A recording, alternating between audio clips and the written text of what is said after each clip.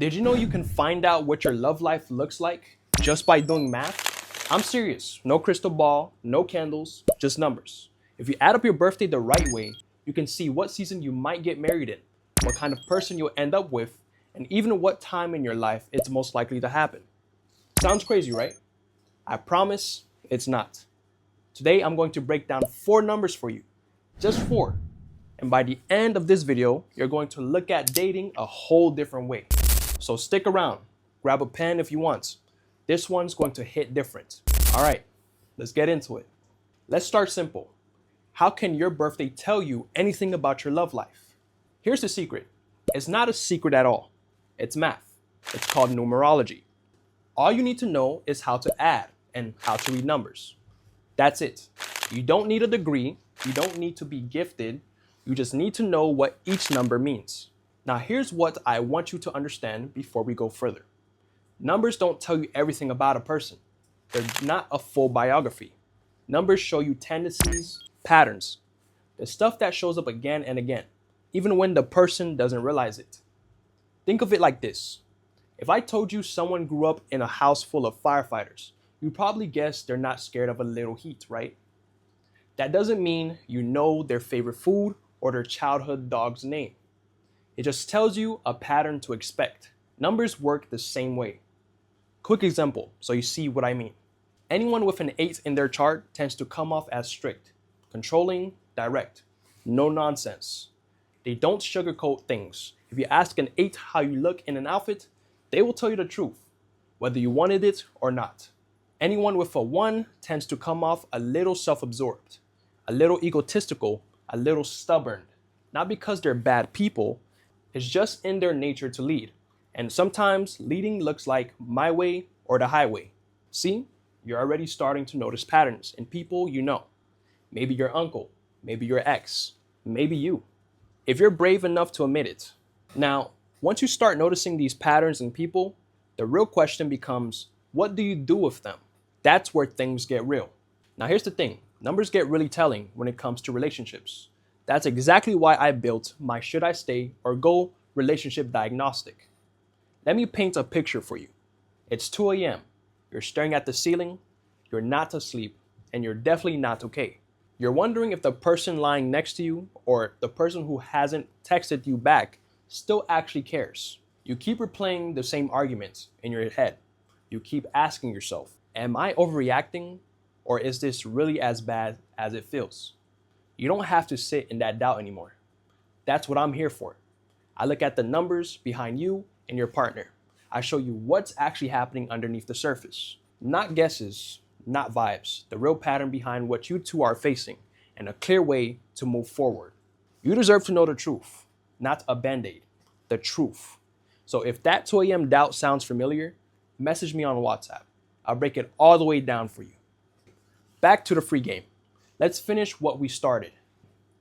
Ask yourself something first. Once you know someone's tendencies, are you actually willing to deal with them? Because knowing is one step. Living with it is step 2. If you decide yes, you're in. Then it helps to compare your numbers to theirs. That's how you check compatibility. Here's the truth nobody wants to hear. Any relationship can work. That doesn't mean every relationship will last. It's in the numbers, and honestly, it's in real life too. Sometimes opposites attract. Sometimes 2 people who are too similar just get on each other's nerves. Like 2 GPS apps arguing over the fastest route. Understanding how your numbers interact with theirs helps you dodge a lot of unnecessary drama. Now, let's start uncovering the 4 numbers. 2, 4, 6, and 8. If none of these show up in your chart and you want the rest, comment "I need part 2" below, or message me on WhatsApp for personal teaching. First, something cool about even numbers versus odd numbers. The odd numbers, 1, 3, 5, 7, carry a masculine energy. Bold, direct, out front. The even numbers, 2, 4, 6, 8, carry a feminine energy. Nurturing, supportive, the glue. That's usually a good sign for relationships. But don't get too comfortable. Context and maturity still matter. Even with a good number, a person can still act out that energy in an unhealthy way. Numbers show you an energy type. They don't show you the person's whole heart. Let's break each one down. Nice and simple. 2 is a reflector. They show you exactly what you need to work on. and exactly what you've been running from. Kind of like a mirror that talks back. 4 is a stabilizer. They ground you, they bring discipline and structure. If your life feels like a house of cards, a 4 is the tape holding it together. 6 is a harmonizer. They make you feel seen, feel loved, very nurturing energy, like emotional chicken soup. 8 is an executor, one of the toughest numbers to deal with, honestly, but they manage things. They bring balance even if it comes with a side of bossiness. Now, let's talk about the flip side because every number has a shadow. 2 can be sensitive, overwhelmed easily, emotional. You'll be doing a lot of reassuring on repeats, like a broken record that just wants to be told it's loved. 4 can accidentally ruin your momentum. They might pull you away from your goals and your discipline without even meaning to. 6 can use your vulnerability against you. In the worst cases, they can betray you or just check out completely and become a deadbeat. 8 can be a full-blown control freak. No, you can't go out at that time. No, you can't talk to that friend. I don't like them. All the classics. Besides the negatives, here's another powerful thing. Even numbers actually bounce off of each other in a good way. 2 can stabilize a 4. 4 can bring harmony out of a 6. 6 can bring out the best execution in an 8, and it works both ways. Let me give you a real-world example so this all clicks. Look at Michael Jackson's relationships with Elizabeth Taylor and Chris Tucker. Michael was a life path 6. His whole energy was about service, connection, and bringing people together. Elizabeth Taylor was a life path 8. She brought execution and belief into Michael's life. She was the one in his corner pushing him forward. Chris Tucker is a life path 4. He brought light into Michael's life through laughter, sure, but also through consistency. He showed up over and over. See how that works? The numbers interact with each other, and life path is really just one piece of the puzzle. There's also soul urge, attitude number, psychic number, and more.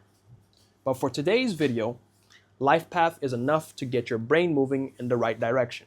4 numbers, 4 different energies, and a whole new lens to look at your love life through. Next time you meet someone new, or you're trying to figure out what's going on with the person you're already with, think about these numbers. 2, 4, 6, 8. Reflector, stabilizer, harmonizer, executor. It's not magic, it's math, with a little bit of soul attached to it. If you want to go deeper, slide into my WhatsApp. And if you want part 2 with the rest of the numbers, let me know that too. Until next time, keep your eyes open and let the numbers do some of the talking.